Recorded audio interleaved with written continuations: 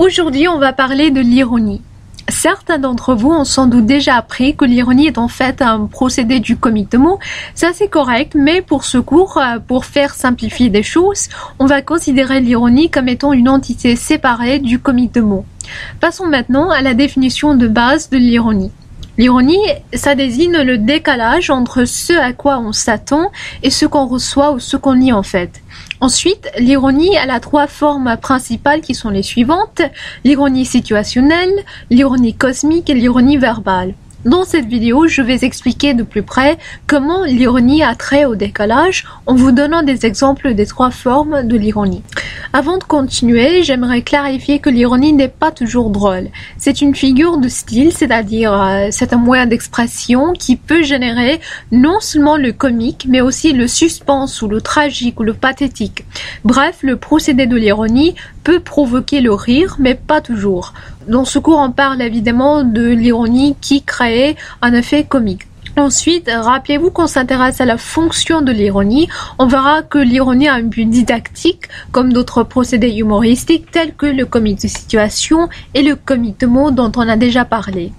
Commençons maintenant avec le premier procédé de l'ironie qui est l'ironie situationnelle. L'ironie situationnelle, c'est quand il y a une situation incongrue, c'est-à-dire bizarre ou inattendue, qui s'oppose à la réalité, c'est-à-dire à ce à quoi on s'attend. Vous voyez, on parle toujours du décalage. Donc, par exemple, si quelqu'un vous dit « je suis végane », on s'attend à ce que cette personne ne mange pas de viande, y compris le poulet. Mais on apprend, chose surprenante ici, que cette personne soi-disant végane mange parfois poulet. Vous voyez qu'il y a une opposition antagoniste entre une réalité ou une situation où la personne dit qu'elle est végane et entre l'autre réalité ou l'autre situation où la personne dit qu'elle mange du poulet de temps en temps. Encore un exemple du décalage. Prenons un autre exemple. Un couple va demander le divorce. Donc, étant donné que le couple a l'intention d'obtenir un divorce, on s'attend à ce que le couple ait un procès, divise les biens, etc. Mais qu'est-ce qui se passe ? Une situation inattendue se produit où le couple qui avait l'intention de demander le divorce finit par renouveler ses vœux de mariage. Encore, cette situation inattendue s'oppose à la première situation. Voici notre dernier exemple de l'ironie situationnelle. Alors, quelques amis sortent vendredi soir pour voir un match de basket. Donc, ça c'est la situation de départ. On s'attend à ce que tout aille bien, à ce que les amis voient ce match-là, mais qu'est-ce qui se passe en fait? Les amis arrivent au stade et découvrent qu'ils se sont trompés du jour. Le match a été prévenu pour le lendemain. Donc encore, il y a deux situations, la situation initiale et puis la situation résultante qui s'opposent l'une à l'autre. Ça c'est tout pour l'ironie situationnelle. Parlons maintenant un petit peu de l'ironie cosmique. Alors, l'ironie cosmique, c'est exactement la même chose que l'ironie situationnelle, sauf que l'incongruité des situations, dans le cas de l'ironie cosmique, l'incongruité des situations est due à un cruel coup de sort. Ça veut dire cruel twist of fate. Voyons des exemples maintenant. La mort de Bobby Leach est un exemple de l'ironie cosmique. Bobby Leach avait descendu les chutes du Niagara en tonneau avec succès en 1911.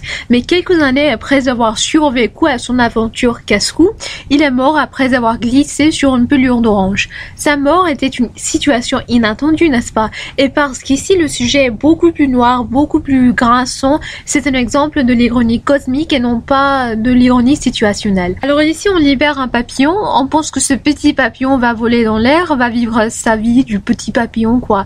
Mais il y a une situation incongrue, une conséquence inattendue. Et cette conséquence inattendue ou cette situation incongrue, ça se passe quand le chat tue le papillon tout de suite après la libération de ce pauvre insecte. Voilà un exemple de l'ironie cosmique parce que vous voyez l'incongruité, c'est-à-dire la bizarrerie de la situation résultante s'oppose à la situation primaire et cette bizarrerie est due à un cruel coup de sort, a weird or cruel rather twist of fate. Dernièrement, on a l'ironie verbale. C'est à vous de comprendre seulement l'essentiel. Donc l'ironie verbale, c'est quand il y a une expression railleuse qui dit le contraire de ce que l'écrivain veut faire comprendre. Voici une citation du livre qui s'appelle Un dimanche à la piscine à Kigali. par Gilles Courtemanche. Et ce livre parle des expériences d'un journaliste canadien au Rwanda pendant la génocide des années 90. Je lis la citation. « L'évidente piété du dictateur et de sa famille ainsi que leur fréquentation assidue des évêques le touchent au plus haut point. Voilà de braves gens. Il avait assisté en compagnie de son nouveau secrétaire personnel, gentil jeune homme qui a étudié au Québec et qui jouit du précieux avantage d'être un neveu du dictateur. » Ici, le journaliste, le personnage principal de l'histoire, nous fait un portrait de l'ancien président de Rwanda et aussi un portrait du neveu du dictateur. Il dit que la piété du dictateur est évidente, que le président et sa famille sont de braves gens, que le neveu du président dictateur est un gentil jeune homme, etc. Mais est-ce que le narrateur, disons, est-ce que le journaliste pense vraiment que le dictateur et son neveu sont de braves gens ou pieux, ou gentils? Mais non, le journaliste utilise l'ironie comme une arme pour souligner le fait que le président et son neveu sont des hypocrites et des dictateurs. Alors, grosso modo, l'ironie verbale, c'est quand on dit le contraire de ce qu'on veut faire comprendre. Je simplifie des choses beaucoup en disant que l'ironie, c'est une forme du sarcasme, mais voilà. La différence entre l'ironie situationnelle ou cosmique et entre l'ironie verbale, c'est que l'ironie situationnelle et cosmique ont trait à l'intrigue, à ce qui se passe dans l'histoire. Mais l'ironie verbale, ça renvoie plutôt à l'expression verbale et non pas vraiment à l'intrigue. En ce qui concerne le but didactique de l'ironie, je vais élaborer ce point quand je vais parler du poisson d'amour. Alors ça c'est tout pour cette vidéo. À la prochaine fois, on va parler de la parodie et de la satire.